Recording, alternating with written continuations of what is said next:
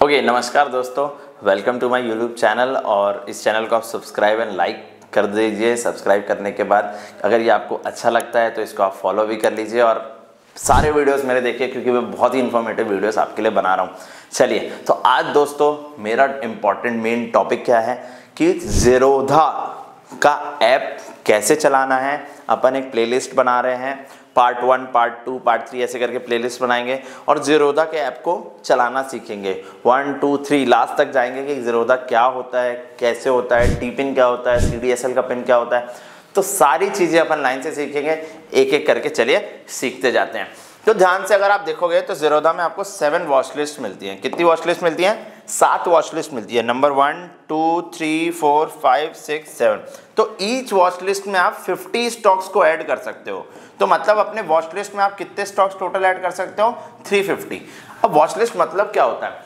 अगर मेरे को किसी स्टॉक का प्राइस देखना हो, कितना ऊपर गया है, कितना नीचे गया, जैसे मेरे वॉच लिस्ट में आप देख रहे होगे पिडिलाइट इंडस्ट्री का स्टॉक लगा हुआ है, तो ये कितना प्राइस पे है, कितना परसेंटेज ऊपर गया, कितना स्टॉक बढ़ा, कल से कितना बड़ा इंक्रीज हुआ, तो ये आपको सब कहां दिख जाएगा? वॉच लिस्ट में। तो टोटल आप कितने स्टॉक्स लिख सकते हो इसमें से? 350, 350 स्टॉक्स आप ऐड कर सकते हो। तो ये आपका डैशबोर्ड है। इस डैशबोर्ड में आपको क्या क्या दिखेगा वो मैं आपको समझाता हूं। इस डैशबोर्ड में आपको आपका जो भी अवेलेबल मार्जिन है वो दिख जाएगा। क्या मार्जिन है, कितना आपने मार्जिन को यूज किया है, आज आपने कितना मार्जिन यूज किया है, और आप का जो ओपनिंग बैलेंस है वो कितना है, वो सब इसमें दिख जाएगा। अगर आपको ये देखना है कि आपके अकाउंट से कहां कहां पैसा कट रहा है, डिडक्ट हो रहा है, या कितना पैसा आ रहा है, तो कहां से दिखेगा? आपको व्यू स्टेटमेंट से दिखेगा। तो व्यू स्टेटमेंट में जब भी आप आओगे, मान लो आपने कल 30,000 रुपए के स्टॉक बेचे हैं, तो ब्रोकरेज काट के या एक्सचेंज के चार्जेस काट के ज़ीरोधा कहां पे दिखा देगा? आपको व्यू स्टेटमेंट में दिखा देगा। चलिए नेक्स्ट, अब ये जो स्टॉक्स मैं ऐड किया हूं, जैसे ये स्टॉक है आपका, इसको मैं क्या कर सकता हूं? बाय भी कर सकता हूं और सेल भी कर सकता हूं। जब मैं इसके बाय बटन पे क्लिक करूंगा तो क्या होगा कि ये विंडो खुल जाएगी मेरे को खरीदने के लिए। तो मेरे को अगर इस स्टॉक को खरीदना है तो मैं बाय पे क्लिक करूंगा। तो बाय के हिसाब से मेरे को, आप सबसे पहले इसमें देख रहे हो मेरे को क्या क्या दिख रहा है कि यहाँ पे मेरे को BSE दिख रहा है एज वेल एज NSE दिख रहा है। अब आप देखोगे दोनों के प्राइजेस में कोई ज्यादा फर्क नहीं है, सिर्फ मात्र 1 रुपए का फर्क है। NSE में स्टॉक 1 रुपए महंगा है और BSE में 1 रुपए सस्ता है, पर मेरे को मैटर नहीं करता है दोस्त। देखो ये है एक्सचेंज, भाई मैं स्टॉक खरीदूं BSE से और NSE में बेच दूं, वो मैटर नहीं करता है। बिल्कुल कर सकते हो वो चीज, NSE से खरीदो BSE में बेचो। It is just like a exchange, it is just like a platform जहां से आपको कुछ भी नहीं होगा, बस आप स्टॉक खरीद बेच सकते हो।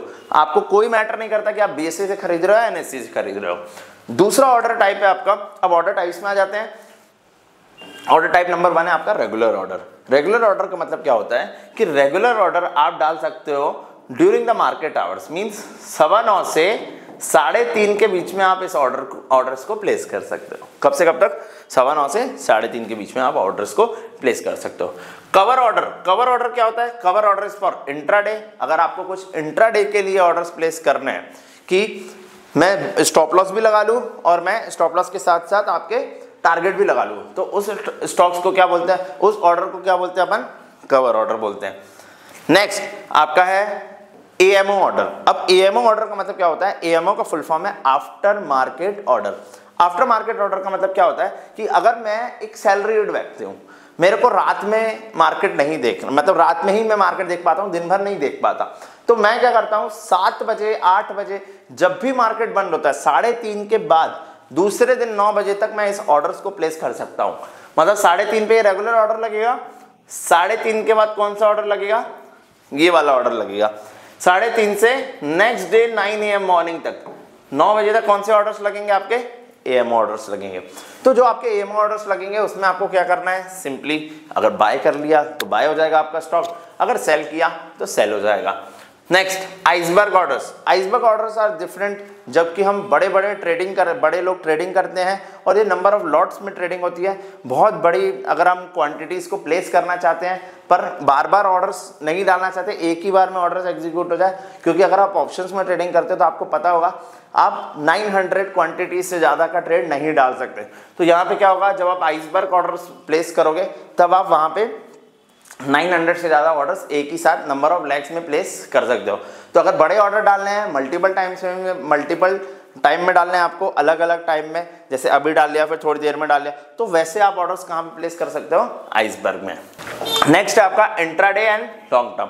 इंट्राडे मतलब क्या होता है कि आज खरीदा आज ही बेचा। जैसे मान लो पिडिलाइट की मैंने 10 क्वांटिटी खरीद ली, अब 10 क्वांटिटी जो खरीदी मैंने वो मैं आज ही खरीदूंगा और आज ही बेचूंगा, या आज ही बेचूंगा, पहले बेच दूंगा या आज ही खरीद लूंगा, तो ये भी मैं इंट्राडे के थ्रू पूरा कर सकता हूं। नेक्स्ट हमारा लॉन्ग टर्म।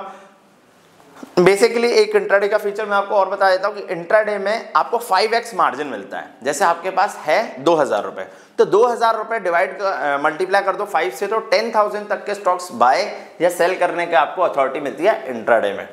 नेक्स्ट है आपका लॉन्ग टर्म। अब लॉन्ग टर्म ऑर्डर्स जो होते हैं वो होता है कैश एंड कैरी, उसको बोलते हैं CNC। मतलब अगर स्टॉक्स को खरीदा और होल्ड कर लिया लंबे समय के लिए, तो वो कौन सा ऑर्डर आएगा आपका, CNC ऑर्डर्स में चला जाएगा। नेक्स्ट आप यहाँ पे डाल सकते हो अपनी क्वांटिटी, कितनी क्वांटिटी आपको खरीदनी है और कितनी क्वांटिटी बेचनी है।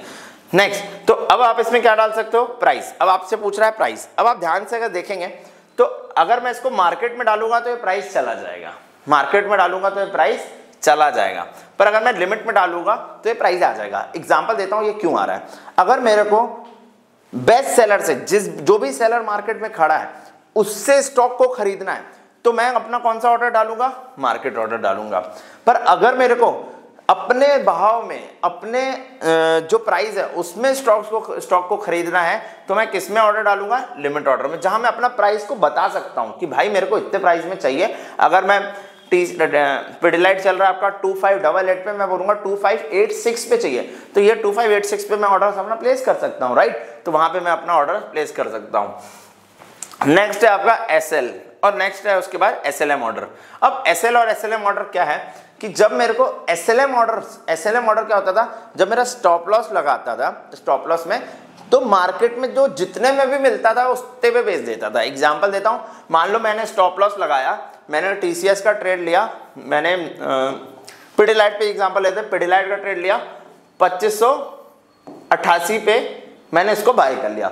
अब मैंने सोचा मैं स्टॉप लॉस लगाता हूं 2580 पे, पर जब मेरा स्टॉप लॉस ये एग्जीक्यूट करने गया, इसमें लिखा था M मतलब मार्केट। जैसे ही मेरा पिडिलाइट हिट हुआ 2580 में, तो वो नेक्स्ट बायर ढूंढेगा कितने पे है, नेक्स्ट सेलर कितने पे है, तो वो सेलर आपको मिला मान लो 2550 पे। वैसे तो इसमें स्टॉक्स में ऐसा नहीं होता है, ऑप्शंस में ऐसा होता है, तो 2550 पे मिला। तो अगर मेरा ये हिट हुआ तो मेरा 2550 में वो बेच देगा, उसको मैटर नहीं करता। तो इसलिए इस ऑर्डर से हमेशा आपको दूर रहना चाहिए। अगर आप ऑप्शंस में ट्रेडिंग करते हो तो इस ऑर्डर से आप दूर हो जाओ, और फ्यूचर्स में भी करते हो तो इस ऑर्डर से आप दूर हो जाओ। आपको कौन सा फॉलो करना है, SL ऑर्डर फॉलो करना है। SL ऑर्डर में क्या होता है, आप रेंज बता देते हो। जैसे आपने बोला 2580 पे आपको बेचना है, तो आपने बोला भाई 2570 तक का तू बायर ढूंढ लेना, बिकेगा आपका 2580 पे ही, 2580 पे ही बिकेगा। पर 2570 आपका क्या हो गया, रेंज हो गया, मतलब 2570 से नीचे वो नहीं बेच सकता। 2570 उसको एक रेंज मिल गई कि इससे नीचे हम बेच नहीं सकते, सेलिंग नहीं हो सकता। चलिए नेक्स्ट, अब उसके नीचे आप जाओगे तो आपको स्टॉप लॉस और टारगेट अगर परसेंटेज वाइज फिक्स में डालना है कि भाई मैंने बोला स्टॉप लॉस लगाना है, 5% का स्टॉप लॉस लगाना है, तो 5% का मेरा स्टॉप लॉस लग जाएगा। और अगर मैंने बोला 5% का मेरे को टारगेट लगाना है, तो 5% का मैं टारगेट भी लगा सकता हूं। ओके दोस्तों, तो अब मैं आपको बताता हूं बाय और सेल का बटन तो अपन ने इसमें दबा के देख लिया। एक था बाय का बटन, एक था सेल का बटन।